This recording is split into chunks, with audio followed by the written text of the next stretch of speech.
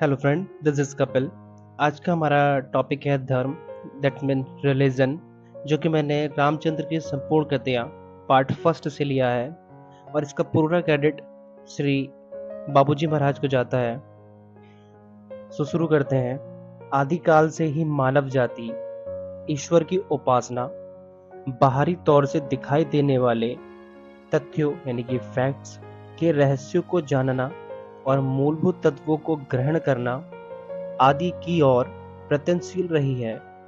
धर्म की उत्पत्ति का यही कारण भी है और इसी कारण से साधक की दृष्टि स्वर्ग के अक्षय आनंद की प्राप्ति की ओर या इसी प्रकार के किन्हीं अन्य विचारों की ओर लगी रहती है तथा इसे वह अपने जीवन का अंतिम लक्ष्य मान लेता है।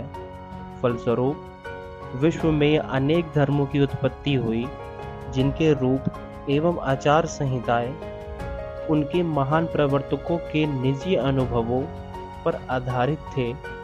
लेकिन आज हजारों साल बीत जाने के बाद भी, जबकि संपूर्ण वातावरण बदल गया है और जीवन क्रम में आमूल परिवर्तन आ गया है, उन्हीं रूपों को अपनाया जा रहा है। धर्म का बाहरी रूप ही हमारे सामने रह गया है और उसका आंतरिक सत्व पूरी तरह समाप्त हो गया है।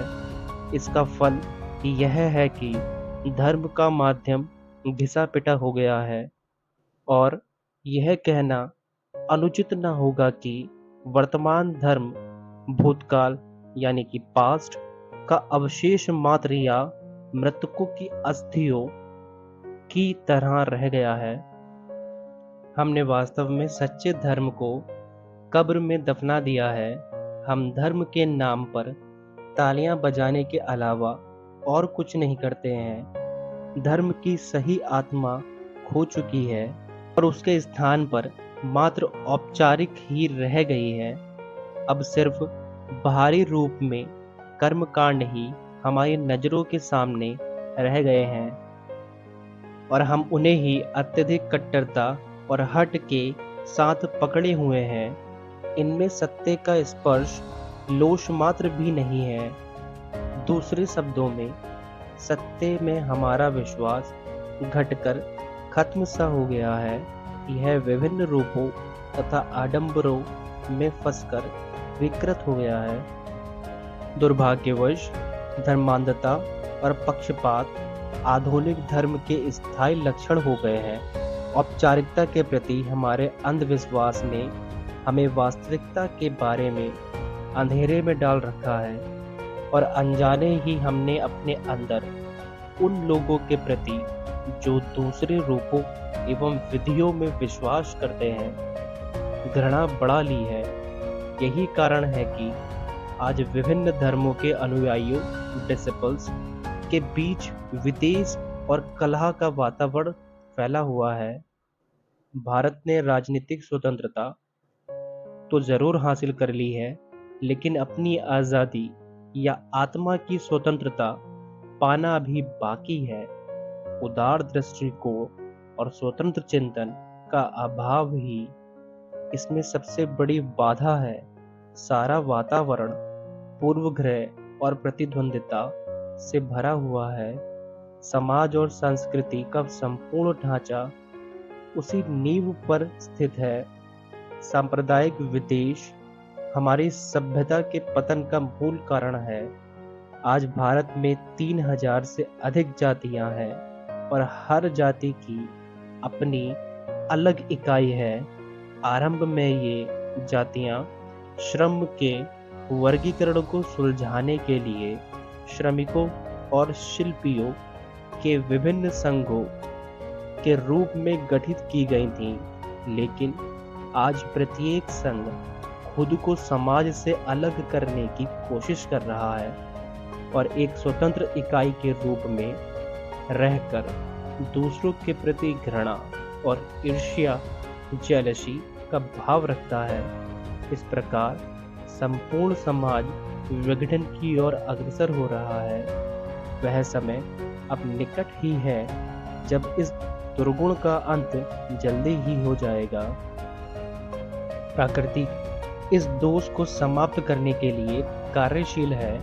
कालचक्र से कोई बच नहीं सकता।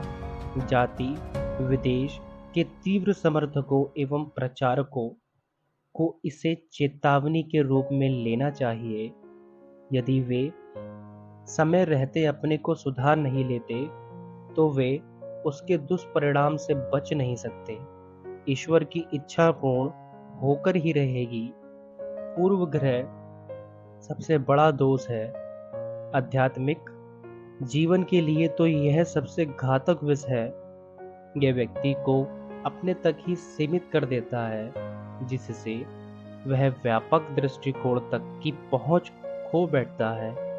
यह संकीर्णता उत्पन्न करता है और जो लोग इससे चिपके रहते हैं उनकी उन्नति एवं विकास की संभावनाएं विनष्ट हो जाती हैं। पूर्व ग्रह से और कुछ नहीं दूसरों के प्रति घृणा पैदा होती है और यह निश्चित रूप में अपने झूठे बड़प्पन की भावना के अतिरिक्त और कुछ नहीं है। यदि हम इस दोष को पालते हैं तो अहंकार की वर्तमान जंजीर में एक और कड़ी जोड़ लेते हैं। इसका परिणाम हमारा असलियत से दूर होते जाना ही है। असीम को पाना इस प्रकार असंभव हो जाता है। धर्म का मूलाधार तो विश्व प्रेम है। इसके न रहने पर वही धर्म जो मनुष्य और ईश्वर के बीच एक कड़ी माना जाता रहा है, अब एक बाधा बन गया है, ऑब्स्टेकल्स बन गया है। यदि हम किसी रूप या प्रक्रिया की असली महत्ता एवं अंतिम पहुंच को समझे बिना उससे खुद को बांधे रहें तो यह शायद हमारी बहुत बड़ी भूल होगी। ईश्वर किसी धर्म विशेष या संप्रदाय के दायरे में नहीं पाया जाता। वह किसी रूप या कर्म कांडों में नहीं बांधा जा सकता। ना वह शास्त्रों के पठन मात्र में ही खोजा जा सकता है। उसे तो हमें अपने हृदय के अंतरात्म में खोजना पड़ेगा। ईश्वर के प्रति विभिन्न प्रकार की धारणाएं हैं। लोग अपनी समझ और योग्यता के अनुसार उसे विभिन्न प्रकार से देखते हैं। आमतौर पर ईश्वर की सबसे अधिक स्वीकृत धारणा शाश्वत शक्ति के रूप में है, किंतु दार्शनिक विचार इससे भी आगे जाता है और निर्गुण बाहरी की कल्पना करता है, जो हर प्रकार की विभिन्नताओं एवं विशेषताओं से परे है। वही अस्तित्व का मूल कारण एवं आधार है। वही समस्त बाहरी जगत का चरम क्रियाशील केंद्र या चरम आधार है। वह गुण, चेतना और सक्रियता के परे है। उसे परब्रह्मा भी कहा जा सकता है या उसे परब्रह्मा भी कहते हैं। फिर ईश्वर की धारणा चरम सत्ता के रूप में की जाती है। हम सृष्टि को उसकी समस्त विभिन्नताओं एवं भेदों सहित देखते हैं और हमें इसके निर्माता एवं नियंता में विश्वास होने लगता है। उसे हम ईश्वर या सगुण ब्रह्मा कहते हैं। उसे हम निराकार शाश्वत सत्ता समझते हैं, जो सर्वशक्तिमान, सर्वद्रष्टा एवं सभी सद्गुणों से परिपूर्ण है। वह संसार का असली कारण है और वही उसका पालन एवं संहार करने वाला भी है। जब हम इस संकोचित दृष्टिकोण से ईश्वर को देखते हैं, तभी वह उपासना की वस्तु हो जाता है। लगभग सभी धर्मों का वही अंतिम साध्य होता है। अभी तक ईश्वर की कल्पना निराकार के रूप में की गई थी, परंतु वह कुछ गुणों से युक्त है, लेकिन जनसाधारण के लिए यह कल्पना भी समझ पाना कठिन है। इसलिए वे एक अपेक्षाकृत सरल साधन की प्राप्ति के प्रयत्न स्वरूप ईश्वर के इससे भी स्थूलतर आकार की कल्पना करते हैं। अतः कुछ लोग उसे सबसे ऊंचे आसमान पर आसीन मानते हैं, जहां से वह सभी के लिए न्याय एवं दया वितरित करता रहता है। कुछ अन्य लोग उसे सब वस्तुओं में निहित सृष्टि का नियंत्रण करने वाली एक शक्ति मानते हैं। इस प्रकार हम लोग उस निरूप या निराकार ईश्वर से हटकर किसी स्थूल या साकार रूप की और धीरे धीरे बढ़ते जाते हैं। धर्म ग्रंथों में निराकार और साकार इन दो धारणाओं के विषय में बहुत कुछ कहा गया है, लेकिन दोनों ही धारणाएं, जैसा उन्हें आमतौर पर समझा जाता है, अत्यंत भ्रामक है। वास्तव में ईश्वर ना तो निराकार है और ना साकार, लेकिन दोनों से परे है। जो उसे साकार मानते हैं वे असीम को रूप और आकार में मानो सीमित करना चाहते हैं।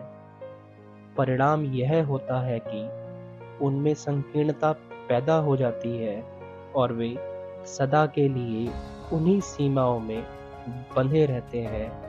यदि हम उसे निराकार मानते हैं तो भी हमारे मन में उसके सर्जनहार, नियंत्रक और संहारक आदि विशेषणों की सीमाबद्धता ही उपस्थित होती है। यहाँ तक कि शक्ति या ऊर्जा के रूप में ईश्वर की परिकल्पना भी एक सीमित अवधारणा ही है। हम और आगे बढ़कर अस्तित्व रहित या शून्य की धारणा करते हैं, फिर भी हम ये प्रकार से सत्य से अभी दूर है। फिर क्या वाणी उसे व्यक्त करने में असफल है? केवल इतना कहना पर्याप्त होगा कि यदि हम उन दोनों कल्पनाओं से सचमुच दूर रहे तो कम से कम अपने को ठीक दिशा की ओर चलने वाला मान सकते हैं। जब तक हम धर्म की सीमाओं में बंधे रहते हैं, धर्म का ईश्वर ही हमारी दृष्टि में रहता है और हम एक या दूसरे दृष्टिकोण में ही उलझे रहते हैं। आध्यात्मिकता, स्पिरिचुअलिटी की उच्चतम अवस्था तभी पॉसिबल है, संभव है, जब हम इनसे परे जाते हैं। मेरा मानना है कि धर्म जहाँ अपने आखिरी चरण में होता है, वहीं से आध्यात्मिकता की शुरुआत होती है। मोक्ष मार्ग पर मनुष्य की यात्रा की तैयारी के लिए धर्म केवल एक प्रारंभिक अवस्था मात्र है। जब उसने उस मार्ग पर चरण रख दिए तो वह धर्म के बंधनों से परे हो जाता है। धर्म का आखिरी चरण ही आध्यात्मिकता की शुरुआत है। आध्यात्मिकता का आखिरी चरण ही सत्य की शुरुआत है और सत्य का आखिरी चरण ही यथार्थ आनंद है। जब वह भी समाप्त हो जाता है, तब हम लक्ष्य पर पहुंच जाते हैं। यही उच्चतम स्थिति है जिसे शब्दों द्वारा व्यक्त नहीं किया जा सकता। विभिन्न देवी देवताओं की अनेक रूपों में पूजा उसी साकार सिद्धांत का स्थूल रूप है। प्रकृति की प्रत्येक शक्ति, यहाँ तक कि पर्वतों, नदियों एवं वृक्षों की पूजा उसी विचारधारा का और भी निचला रूप है। कितने खेद का विषय है, मालिक की पूजा छोड़कर और उसे सर्वथा भुलाकर हम नौकरों को पूज रहे हैं और अपने निश्चित पूर्व ग्रहों के विरुद्ध एक शब्द भी नहीं सुनना चाहते। परिणाम यह है कि आज हम अनेक संप्रदाय और पंथ पाते हैं जो विभिन्न देवी देवताओं को अपने विशिष्ट ढंग से पूज रहे हैं। स्पष्ट है कि उनका लक्ष्य मोक्ष प्राप्ति न होकर केवल किसी कष्ट विशेष से छुटकारा पाना या किसी भौतिक लाभ की प्राप्ति होता है। लोग इस प्रकार की पूजाओं में या तो परिस्थितियों के कारण या फिर ऐसे लोगों के गलत मार्ग प्रदर्शन द्वारा फंस जाते हैं जो स्वयं ही आत्म साक्षात्कार विषयक बातों में अंधेरे में है। श्री कृष्ण ने गीता में स्पष्ट कर दिया है कि देवताओं की उपासना हमें अधिक से अधिक केवल उनके लोक तक ही ले जा सकती है जो सर्वथा सीमित है और मोक्ष से बहुत नीचे है। उन देवताओं में स्वयं उससे आगे जाने की क्षमता नहीं है, इसलिए उनकी उपासकों का उससे परे जाने का प्रश्न ही नहीं उठता। इससे यह स्पष्ट है कि यदि हम सचमुच सत्य को अपना लक्ष्य मानते हैं तो ये देवी देवता हमारे लिए किसी काम के नहीं। मैंने यह विषय अपनी पुस्तक राजयोग की प्रभाव क्षमता में अधिक स्पष्ट कर दिया है। सांसारिक उद्देश्यों की प्राप्ति के लिए देवी देवताओं की ओर ललायित लोगों द्वारा साधारणता ग्रहण की हुई यंत्रवत पूजा एक और बेतुकापन है। यह तो कोई पूजा ही नहीं है। वास्तव में वे तो श्रमिकों की भांति है जो अपने दिन भर के शारीरिक परिश्रम फिजिकल एक्टिविटी के बाद अपनी मजदूरी पाते हैं, वेजेस लेते हैं, डेली वेजेस लेते हैं। ईश्वर का स्थूल रूप जिसका वे चिंतन किया करते हैं तथा बड़ी श्रद्धा और विश्वास से जिसको पूजते हैं, उनमें स्थूलता उत्पन्न कर देता है। और यदि यह क्रिया लगातार अधिक दिनों तक की जाए तो वे और भी अधिक ठोस हो जाते हैं, जिससे सत्य तक पहुंचने में रुकावट आ जाती है। ऐसे मामलों में परिणाम लगभग सभी के सामने स्पष्ट है। प्राचीन महर्षियों ने निराकार ब्रह्मा की उपासना आरंभ करना जनसाधारण के लिए कठिन समझकर उनकी उन्नति के लिए कुछ सरल साधन बना दिए थे। वे किसी ठोस रूप को लेकर जिसे जनसाधारण आसानी से समझ सके, यानी कि हम लोग उसे आसानी से समझ सकें, पूजा शुरू कराते थे। सरलता से समझ आने वाले ये तरीके विभिन्न स्तर के लोगों के लिए विभिन्न होते थे। निम्नतम स्तर के लोगों के लिए पूजा हेतु उन्होंने किसी स्थूल रूप को अपनाया और कुछ अधिक जागरूक लोगों के लिए तेजस या प्रकाश जैसे किसी अधिक सूक्ष्म रूप को, अत्यंत विकसित मस्तिष्क वालों के लिए ईश्वर की सूक्ष्म धारणा ही काफी थी। अतः निम्नतम स्तर के लोगों के लिए ही उन्होंने चित्र या मूर्ति जैसे स्थूल रूपों की उपासना का विधान किया था, और वह भी केवल अस्थायी रूप से ही। जब ये लोग कुछ उन्नति कर लेते तो उसे छोड़ देते और एक सूक्ष्म रूप को लेकर आगे की अवस्था पर पहुंच जाते थे। यह वैसे ही है जैसे किसी बच्चे को लिखना सिखाने के लिए छपे हुए अक्षरों पर कलम चलाना बताया जाता है। कुछ दिनों के प्रैक्टिस के बाद यह तरीका छोड़ दिया जाता है और बच्चा स्वयं बिना छपे हुए अक्षरों की सहायता से स्वतंत्र रूप से लिखने लगता है। इसलिए स्थूल रूप या मूर्ति आरंभ करने वालों के लिए थी, वह भी कुछ समय के लिए, उसके बाद वे अगली अवस्था पर पहुंच जाते थे। इसके अलावा पूजा के लिए स्थापित मूर्ति आध्यात्मिक शक्ति से पूरी तरह संचारित रहती थी, जिससे उसके निकट पूजा या भक्ति की भावना से बैठने वाले उसमें से सतत विकिरण द्वारा कुछ अंश प्राप्त कर लेते थे। अब ऐसे समर्थ पुरुष जो मूर्ति में आध्यात्मिक शक्ति का संचार कर सकते हों बिरले ही हैं।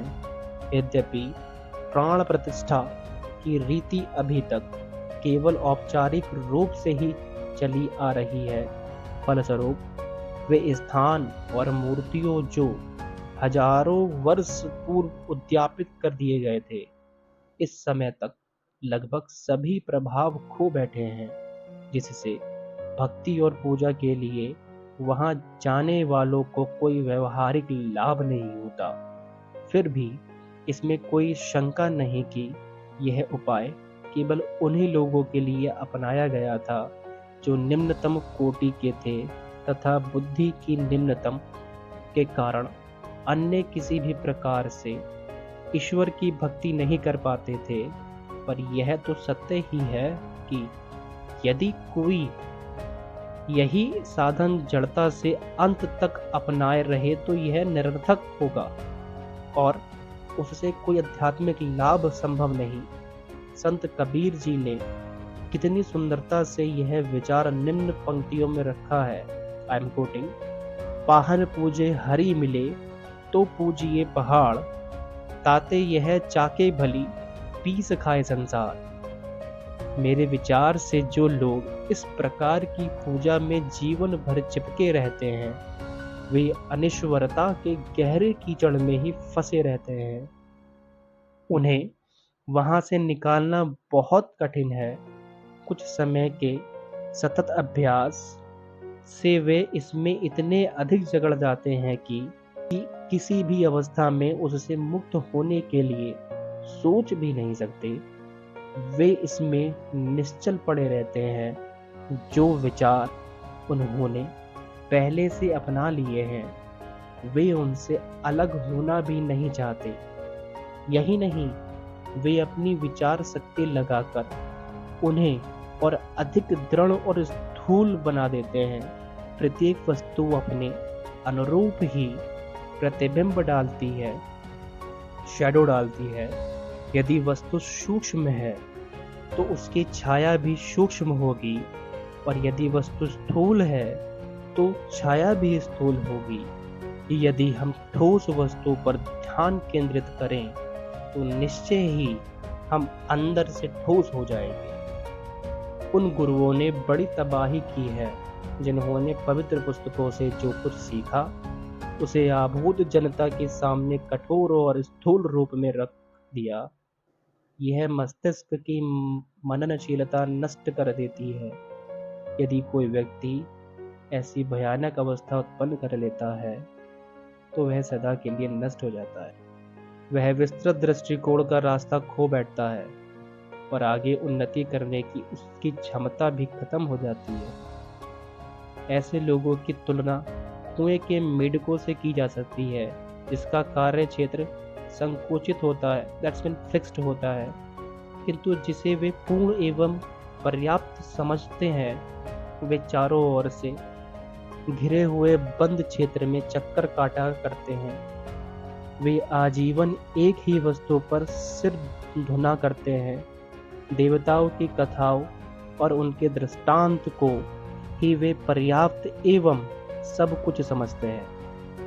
जब यह अभ्यास लंबे काल तक चलता है तो माइंड की कोशिकाएं, सेल्स प्रभावित हो जाती हैं और वे उन विचारों से भर जाती हैं जो दिन प्रतिदिन शक्तिशाली होते जाते हैं। आखिरकार संपूर्ण स्नायु तंत्र प्रभावित हो जाता है। बाहरी स्थूलता धीरे धीरे अंदर प्रवेश करती है और अपना पूरा असर दिखाती है। वे इस प्रकार बाहर और अंदर दोनों से अप्रभावित होकर देवी प्रकाश के मार्ग को अवरुद्ध कर देते हैं। उनकी अंतरात्मा तक की पहुंच पूर्ण रूप से रुक जाती है। मैं उन्हें जीवित पाषाण कहना पसंद करूंगा। इस प्रकार वे अपने ऊपर जो कड़ी परत निर्मित कर लेते हैं वह उन्हें किसी भी उच्च या सूक्ष्म वस्तु के संपर्क में आने से रोकती है।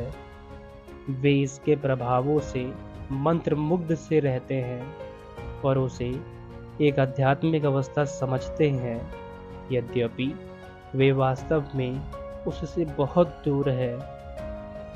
आध्यात्मिक क्षेत्र में अपने व्यक्तिगत अनुभव से मुझे पता चला है कि आध्यात्मिक उन्नति के लिए मेरे पास आने वाले ऐसे लोगों के दिलों से उस कठोर परत को, जिसे उन्होंने इस प्रकार के अभ्यास से निर्मित कर लिया है, तोड़ना काफी कठिन एवं जटिल कार्य है। यदि कोई खुद को आत्मा के इन बंधनों से मुक्त कराना चाहता है तो उसे स्थूलता एवं ठोसता की उस परत को अवश्य ही हटाना होगा जो इन विवेकहीन अभ्यासों के कारण उसके माइंड पर जम गई है। उपासना का दूसरा स्वरूप, जिसे साधारणता अधिक श्रेष्ठ माना गया है। अपने आराध्य देवी देवता के गुणगान के भजन एवं सामूहिक कीर्तन का है। लोग रात में एकत्र होकर देर तक उच्च स्वर के सामूहिक कीर्तन से उसके शांति में वातावरण को भंग करते हैं। वे सोचते हैं कि इस प्रकार ईश्वर का पवित्र नाम यथासंभव अधिक से अधिक लोगों के कानों में भरकर वे अपने पुनीत कर्तव्य का पालन कर रहे हैं। इतना ही नहीं, इसे कई लोगों के कानों तक पहुंचाने के लिए कभी कभी वे लोग लाउड स्पीकर का भी यूज करते हैं, और आजकल तो डीजे का यूज कर रहे हैं। दूसरों को जिन्हें दिन भर के परिश्रम के बाद या बीमारी के कारण शांतिपूर्ण विश्राम की आवश्यकता होती है, इससे कितना कष्ट या असुविधा हो सकती है, इसका उन्हें बिल्कुल ध्यान नहीं रहता। साथ ही जो लोग रात के शांत समय में ध्यान की साधना करते हैं, उन्हें इससे बाधा पड़ सकती है।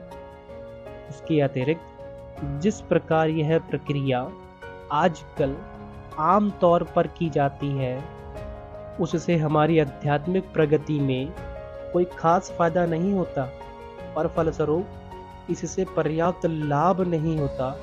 संकीर्तन करने वालों का कीर्तन वास्तव में उस बीमार मनुष्य के कराहने के समान है, जिससे उसको क्षणिक संतावना तो मिल जाती है, किंतु वास्तविक दुख दर्द दूर नहीं होता।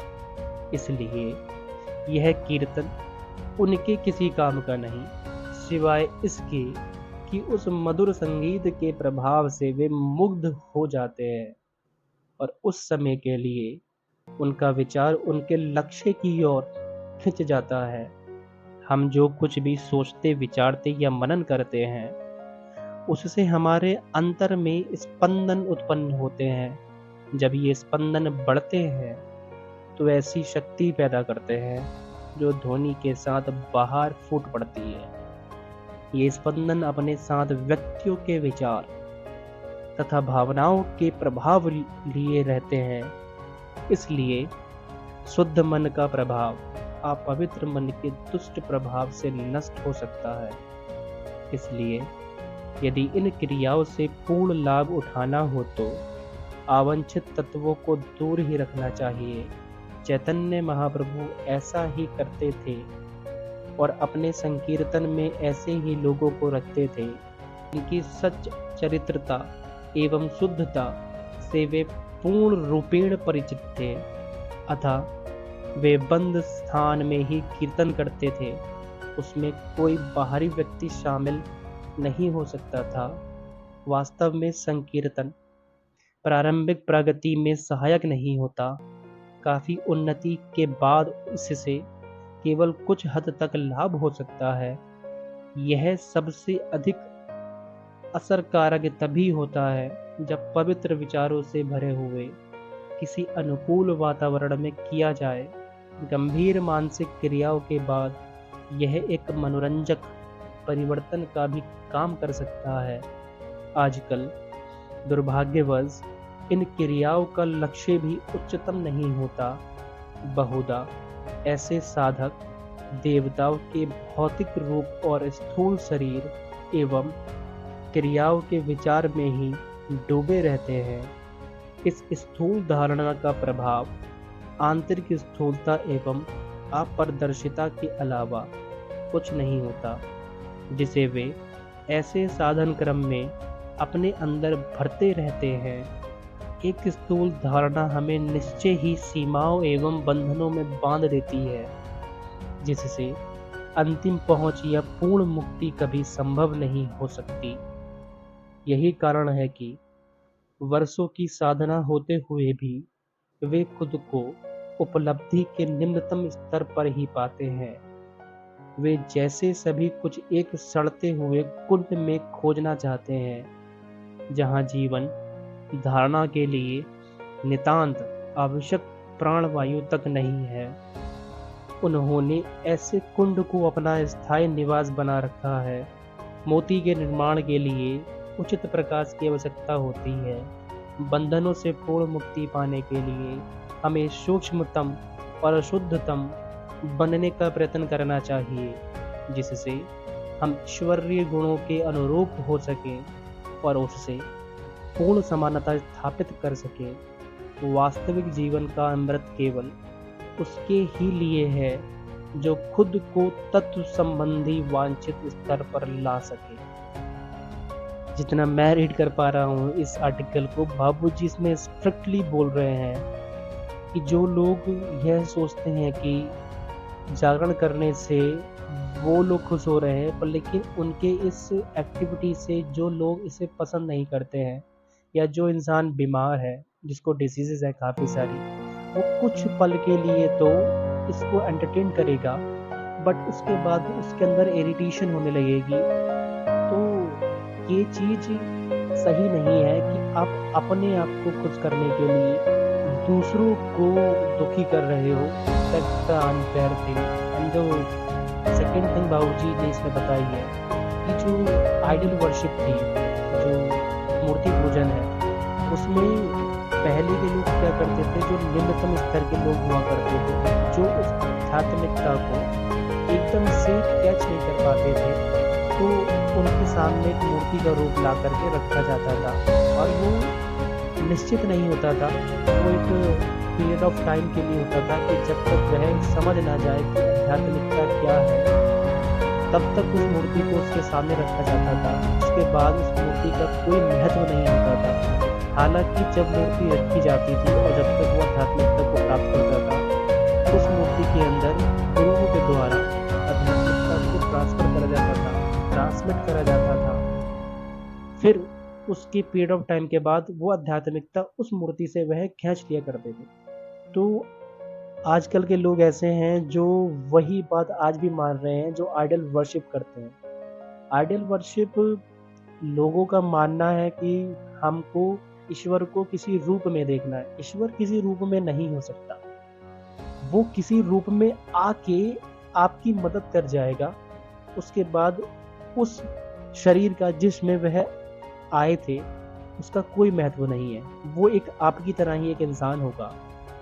That's an enough. बाबूजी के इन कठोर शब्दों को अगर किसी के दिल पर अगर लगे हो ये, तो उसके लिए सॉरी, बट जो बात बाबूजी ने लिखी है वो एकदम 100% प्योर है। एंड इस आर्टिकल को पढ़कर मुझे भी लग रहा है कि जिस राह पर बाबूजी हमें ले जाना चाह रहे हैं, शायद हमें वहाँ पहुँचने तक भी बहुत टाइम लगेगा, बट हम सभी लोग अभ्यासी इस बात को उनकी अपने दिल में उतार करके उनकी राह पर चलने की कोशिश करें, जिससे कि पूरे संसार जगत का भला हो सके। और प्लीज़, अगर आपको ऐसे ही आर्टिकल्स को मेरी आवाज़ में सुनना अच्छा लग रहा है या अच्छा लगता है, तो आप कमेंट बॉक्स में ज़रूर कमेंट करिए कि हाँ, हमें और कौन सा आर्टिकल पढ़ना है, तो मैं उस चीज़ को पढ़ने का और ट्राई करूँगा एंड समझकर आपको समझाने का ट्राई करूँगा। जहाँ तक मेरी इस आर्टिकल्स को वो लोग ज़्यादा सुनते हैं जिनकी एज अप्रॉक्स 50 या फिर 40 के अराउंड है, बट मेरी एज आपके अकॉर्डिंग नहीं है, बट मैं फिर भी ट्राई करता हूँ कि मैं अपनी स्थिति को जो मैं पढ़ रहा हूँ आप तक पहुँचा सकूँ। और यह काम मैं अपने दिल से इसलिए कर रहा हूँ क्योंकि मुझे अपने आश्रम को स्प्रेड करना है। आज हर किसी इंसान को पीस की ज़रूरत है। तो मैं मानता हूँ कि हार्टफुलनेस एक ऐसा इंस्टीट्यूट है जो उनको उनकी ऊंचाइयों तक लेके जा सकता है। Thank you so much. Please film set channel को सब्सक्राइब करिएगा, और आप वीडियोस को देख करके सुन करके चले जाते हैं, सब्सक्राइब नहीं करते हैं, तो ये भी